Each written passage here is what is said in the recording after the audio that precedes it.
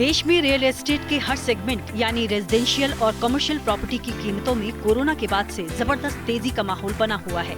बीते 2 साल के दौरान देश के ज्यादातर इलाकों में प्रॉपर्टी के दाम बढ़कर 2 गुने या इससे भी ज्यादा हो गए हैं। इस तेजी के पीछे सबसे बड़ी वजह अचानक से बढ़ी डिमांड रही, जिसने सप्लाई को पीछे छोड़ दिया। जबकि कोरोना के पहले तक प्रॉपर्टी मार्केट में घरों की भरमार थी और खरीदार कम। ऐसे में जैसे ही खरीदारों की संख्या बढ़ी तो घरों की सप्लाई कम पड़ने लगी और ज्यादा डिमांड के चलते घरों के दाम भी दौड़ लगाने लगे। लेकिन अब कीमतों में इतना इजाफा हो चुका है कि आम आदमी के बजट में अब घर खरीदना संभव नहीं हो पा रहा है।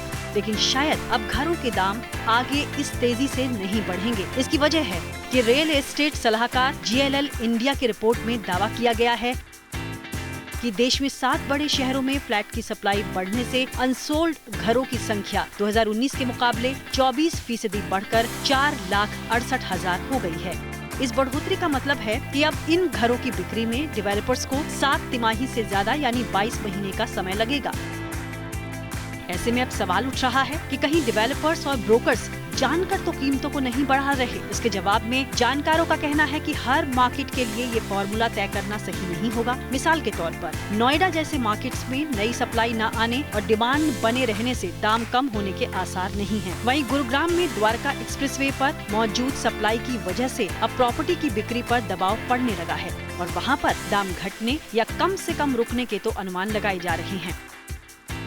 ऐसे में जिन मार्केट्स में सप्लाई डिमांड के मुकाबले ज्यादा है, वहां पर ही घरों की कीमतों में कमी आ सकती है। जिन 7 शहरों का जिक्र GLL इंडिया की रिपोर्ट में किया गया है, उनमें शामिल हैं दिल्ली NCR, मुंबई, पुणे, बेंगलुरु, चेन्नई, हैदराबाद और कोलकाता।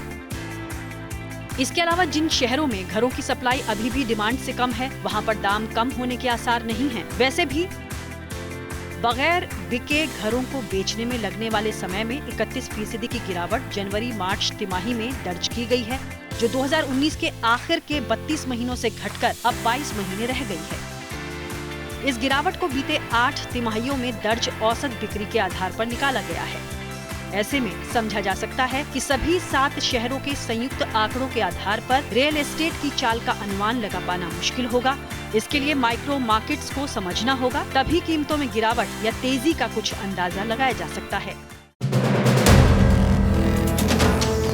वीडियो पसंद आया तो हमें लाइक, कमेंट, शेयर और सब्सक्राइब जरूर करें।